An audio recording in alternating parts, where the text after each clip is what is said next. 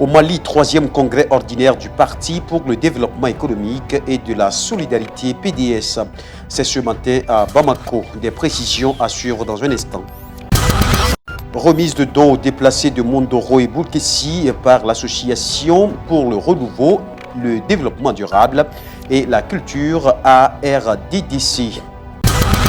À l'international Guinée, l'opposition publie une liste de gens à exclure de la transition en cours. Mesdames et messieurs, bienvenue au journal sur Djoliba TV News. Le troisième congrès ordinaire du Parti pour le développement économique et de la solidarité PDS a eu lieu ce matin au Centre international des conférences de Bamako. Adama Sanogo nous fait le point. Venus de plusieurs régions du Mali, les membres et sympathisants du Parti pour le développement économique et de la solidarité PDS ont pris d'assaut le Centre international des conférences de Bamako pour le troisième congrès ordinaire du dit parti. L'événement est placé sous le signe hommage au général Amadou Toumani Touré. À rassembler, réconcilier et reconstruire, comme vous avez vu le slogan sur le tableau. Nous intégrons votre doléance qui est déjà prise en charge et nous nous ferons le devoir de pouvoir réussir cette mission. Et c'est dans cet élan d'action que nous estimons qu'on peut faire un Mali. On peut faire un Mali par et pour une nouvelle génération. Lors de ce troisième congrès, feu Amadou Toumani Touré, décédé le 10 novembre 2020, a été apprécié par le parti et les amis collaborateurs. Il était une fois une idéologie, il était une fois une vision, tous soutenus par un patriotisme et un amour pour le Mali. Vous l'avez appelé pionnier prodige de la démocratie, soldat de la démocratie, homme de paix et de bienfaisance, ami des enfants. Vous l'avez considéré comme un serviteur de l'humanité. Il était affable, courtois, simple, sympathique, doué d'un grand sens de l'amour et de l'honneur et du respect de l'autre. Après les éloges, place aux confidences. Anankura Moussa Sissoko, le décès d'Amadou Toumani Touré a fait que plusieurs projets n'ont pas été réalisés au Mali. ATT est mort insatisfait. Je vous le dis parce que j'ai l'honneur d'être un de ses confidents. Il est mort insatisfait parce qu'il avait encore des dizaines de projets non réalisés qu'il comptait réaliser. Des dizaines, je dis.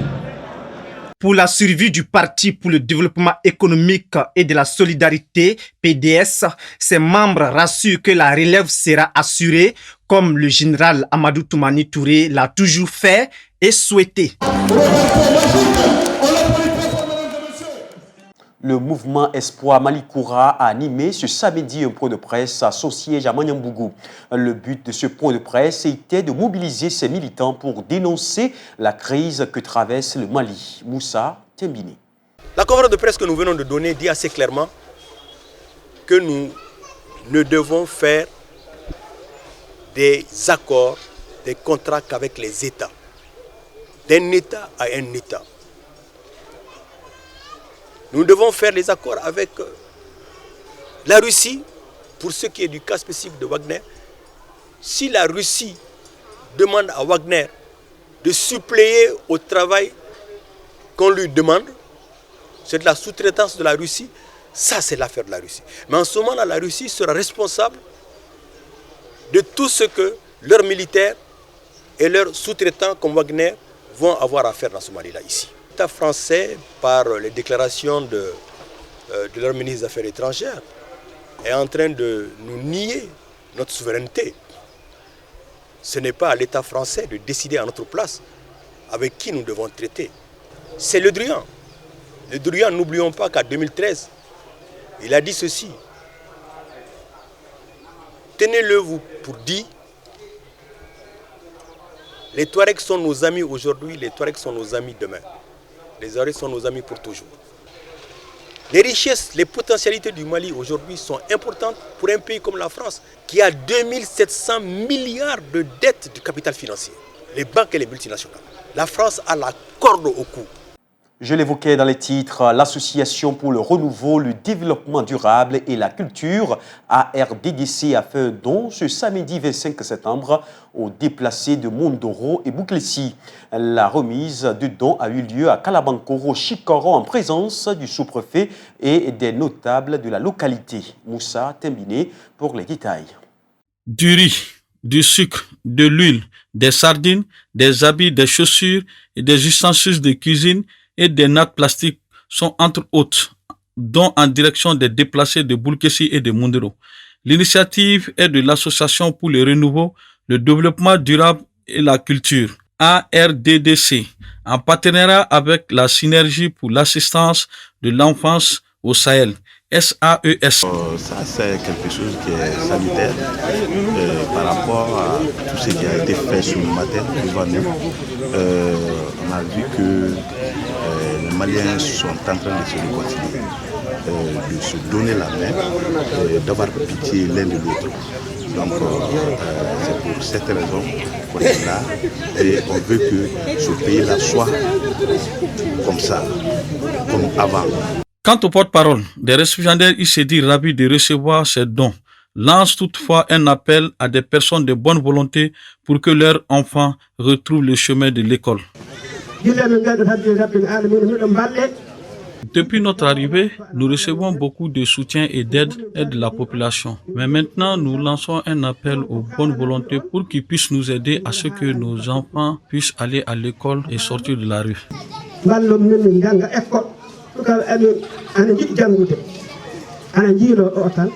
Le président de l'association embauche dans la même trompette.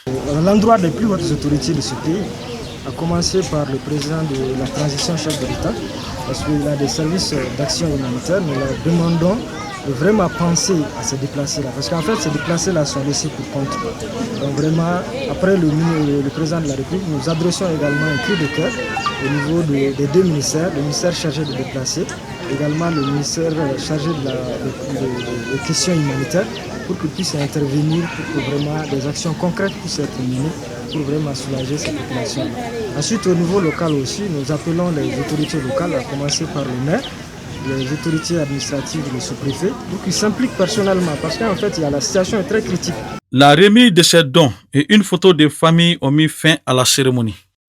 Les étudiants de l'École supérieure du journalisme et des sciences de la communication de Bamako ont célébré ce samedi 25 septembre la 3e édition de la journée de l'étudiant en journalisme. La cérémonie était présidée par le professeur Alassane Diakité, directeur général de l'ESJSC, Aïssata Traoré, Bakoroba, Niaré. Pour cette 3e édition de la journée de l'étudiant en journalisme, le thème retenu est jeunesse et journalisme, comment relever les défis du professionnalisme au Mali. Le directeur de l'établissement est revenu sur l'importance et la pertinence du choix de ce thème. Sa pertinence réside dans le fait qu'en réalité, une école de journalisme ne peut pas produire, mettre sur le marché des produits qui ne sont pas dans la perspective de la professionnalisation. Par essence, une école de journalisme est une école professionnelle. Notre objectif est que lorsque nos étudiants sortent d'ici, qu'ils n'aillent pas encore apprendre dans la profession. Le professeur Alassane Diakité s'est dit satisfait et fonde beaucoup d'espoir sur ces étudiants qui ont déjà démontré leur volonté d'apprendre avec l'initiation et l'organisation de cette journée de l'étudiant. Toutefois, il les exhorte à plus d'engagement. C'est vraiment qu'ils gardent la tête sur les épaules. Vous savez, on voit déjà les résultats. Certains d'entre eux, parmi eux, sont déjà en situation d'emploi, pratiquement. Les premiers sont presque en situation d'emploi.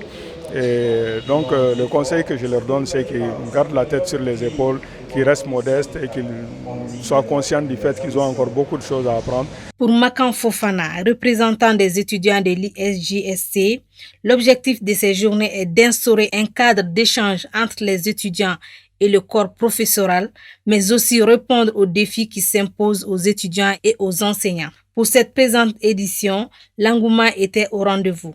L'événement a de plus en plus d'ampleur parce que nous recevons non seulement des invités de marque à l'école ici, mais surtout en termes de partage d'expérience, on ne peut pas tout apprendre en classe ici. Et surtout, il y a des invités qui viendront de l'extérieur, donc ils vont partager des expériences différentes de nos enseignants. Donc c'est très important. La 3e édition, cette fois-ci, donc il y a eu beaucoup d'améliorations.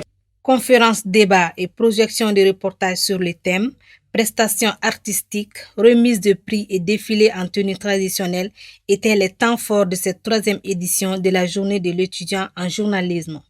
D'un sujet à un autre, le Front populaire des jeunes a tenu un meeting ce vendredi 24 septembre 2021 à la Maison de la Presse. Objectif, dénoncer le mode de gouvernance du gouvernement Dr Choguel Koukala Maïga et demander de surseoir la mise en place de l'organe unique de gestion des élections. Moussa Tebini. Aujourd'hui, on s'est réunis parce que la communauté malienne est très fatiguée. La vie coûte excessivement cher. La viande, le riz, le sucre.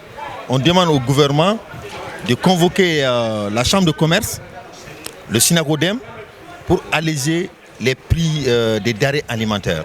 Il y avait un cahier de charges que le Front populaire même a déposé au niveau de la primature, c'est qu'il y a la vie chère, l'insécurité.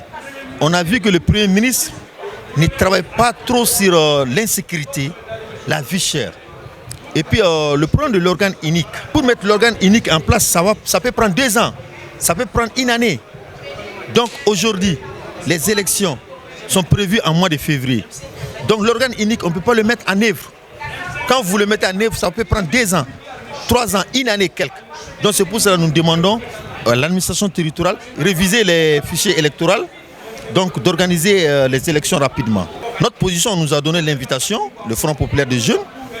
Donc aujourd'hui, on n'a pas participé, mais demain, ce qui est dans notre tête, on va aller à l'assise, dire nos doléances à l'assise.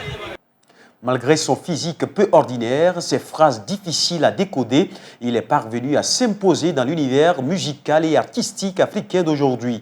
On le surnomme l'ambassadeur de la Guinée. Sa réussite est un exemple de persévérance. Vous l'avez peut-être deviné, il s'agit de l'artiste Grand P. De passage à Bamako, notre reporter Haruna Salia Kone l'a rencontré. Il nous propose son portrait.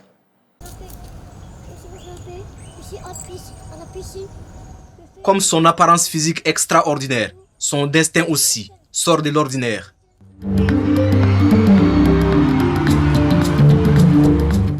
Lui, c'est Moussa Kaba, alias Grand P, artiste-chanteur. Il nous vient de la Guinée. Il souffre du progéria, une maladie génétique rare qui provoque un vieillissement précoce et accéléré. Malgré son handicap, le trentenaire est le premier artiste guinéen à avoir 4 millions de followers sur Facebook.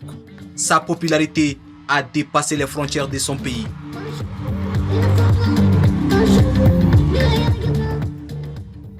Ici, il prend un bain de foule au monument de l'indépendance du Mali à l'occasion du 22 septembre 2021.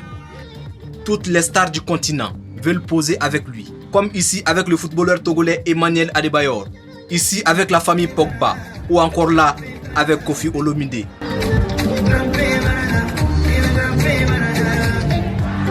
Pourtant, rien ne lui prédestinait à une telle popularité. Tout est parti de cette vidéo, début 2019, où il se bagarre avec cette dame. La vidéo fera des milliers de vues sur YouTube. C'est de là qu'il sera détecté par Alpha Silla. Il va le manager et le propulser.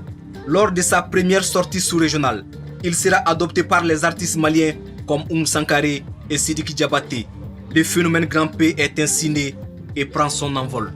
C'est pourquoi l'artiste tient beaucoup à Bamako. Je vais jusqu'à 3 fois. Bamako, c'était chez moi maintenant. C'est ça. Grand P, c'est aussi une histoire d'amour avec la chanteuse ivoirienne Edoxy Yao.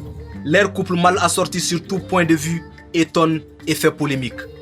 Sa bien-aimée ne l'entend pas de cette oreille. Les gens veulent savoir, est-ce que en fait, c'est la réalité de votre relation? Bien sûr, c'est une réalité, ça dure déjà 2 ans, depuis 2019, ça dure déjà 2 ans. Mais dans votre cas, est-ce que vous avez le regard des gens? Est-ce que les gens vous regardent bizarrement dans votre couple, le couple Grand P et Doxy? Oh, pas bizarrement, mais notre couple là étonne les gens. Comme je suis imposante et lui, il est Vous comprenez?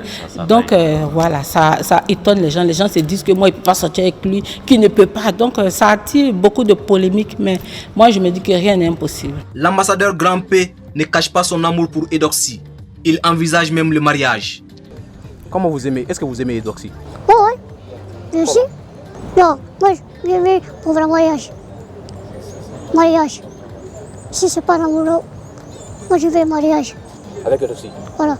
Quand est-ce que vous allez vous marier? Moi, je ne sais pas d'abord. Au-delà de son métier d'artiste, Grand P est un modèle de réussite et de persévérance qui doit servir d'exemple pour les personnes atteintes de handicap, même pour ceux qui sont valides.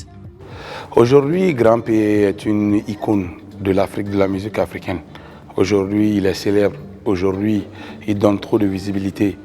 Grand P est le symbole de la solidarité en Afrique. Ce n'est pas que les handicapés, hein, tout le monde doit avoir confiance en sa personne et se dire que demain sera rose parce qu'on ne doit jamais baisser les bras. C'est seul Dieu peut décider de notre avenir. Grand P, c'est la star mondiale aujourd'hui. Hein. Donc Grand P, c'est la fierté de l'équipe nationale, c'est la fierté de la Guinée aujourd'hui, rouge, jaune, vert. Donc vous savez comme il est. Donc tout ce qu'on peut le souhaiter, c'est de l'encourager pour que aussi d'autres aussi qui soient comme Grand P. Oui, c'est un exemple vivant parce qu'à travers Grand P, il y a beaucoup comme lui qui sont handicapés comme lui qui ont commencé à avoir confiance en eux. Donc je pense que c'est vraiment très positif. De l'obscurité à la lumière, de l'anonymat à la popularité, l'histoire de Grand P nous enseigne les vertus de la persévérance et l'importance de garder l'espoir dans cette vie qui est pleine de surprises.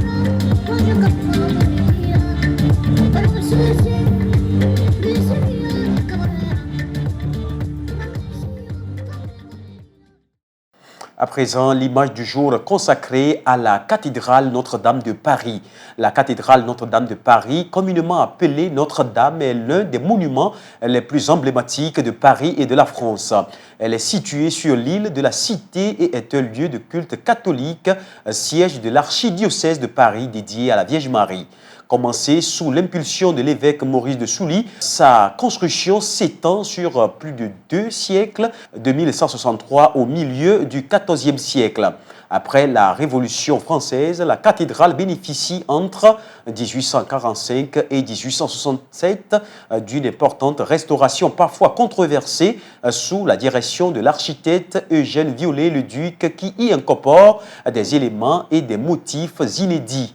Pour ces raisons, le style n'est pas une conformité totale. La cathédrale possède des caractères du gothique primitif et du gothique rayonnant. Les 2 rosaces qui ornent chacun des bras du transept sont parmi les plus grandes d'Europe. Elle est liée à de nombreux épisodes de l'histoire de France. Église paroissiale royale au Moyen-Âge, elle accueille l'arrivée de la Sainte Couronne en 1239, puis le sacre de Napoléon Ier en 1804, le baptême d'Henri d'Artois, le duc de Bordeaux en 1821, ainsi que les funérailles de plusieurs présidents de la République française. C'est aussi sous ces voûtes qu'est chanté un Magnificat lors de la libération de Paris en 1944. Le 850e anniversaire de sa construction est célébré en 2013. Le violent incendie du 15 avril 2019 détruit la flèche et la totalité de la toiture couvrant la nef, le chœur et le transept. Il s'agit du plus important sinistre subi par la cathédrale depuis sa construction. Notre-Dame est, depuis cette date, fermée au public pour une durée indéterminée. Sa reconstruction à l'identique est décidée en 2020 par le président Emmanuel Macron qui a promis sa réouverture au public pour 2024.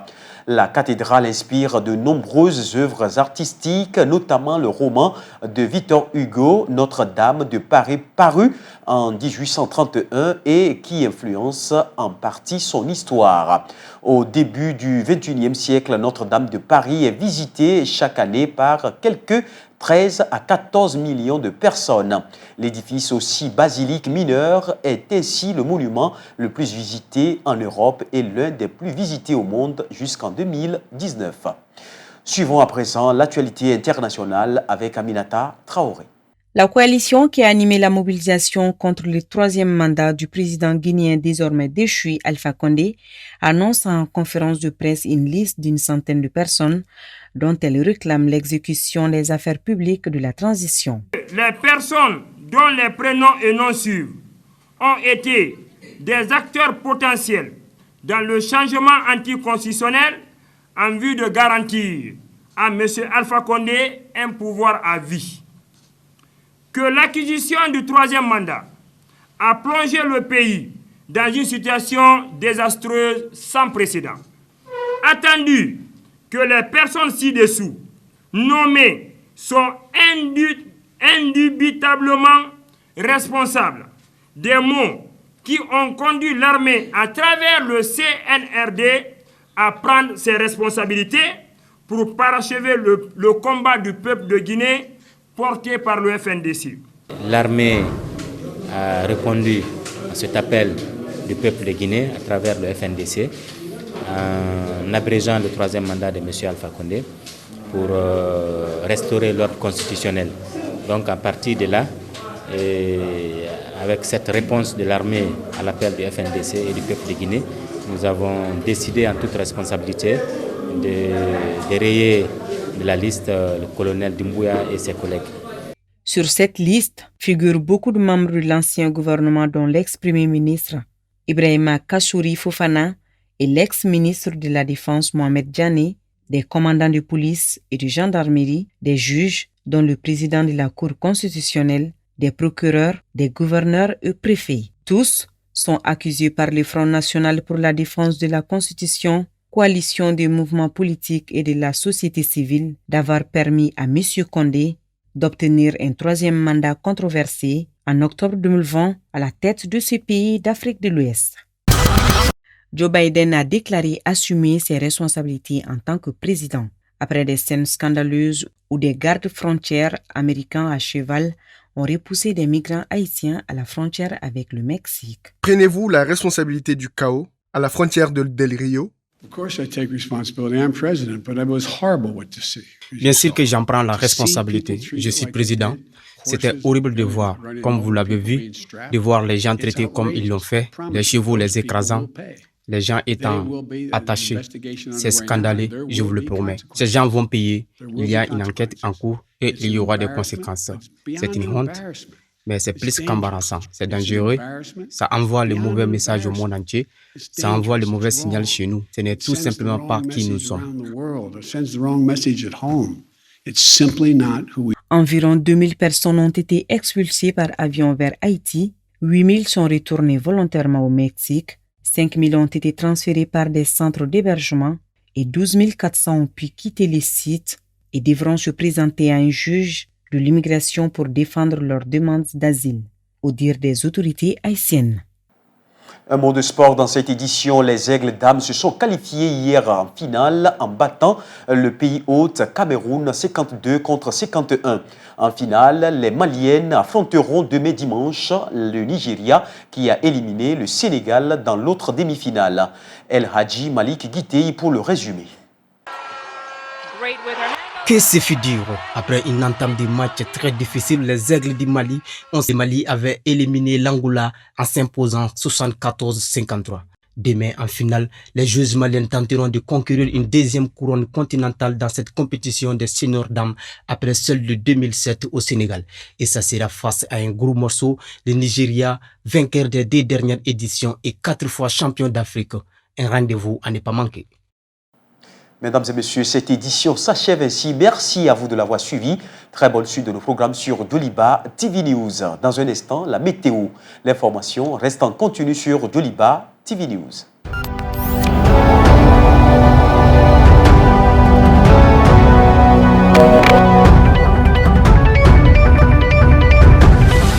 Doliba Evening News.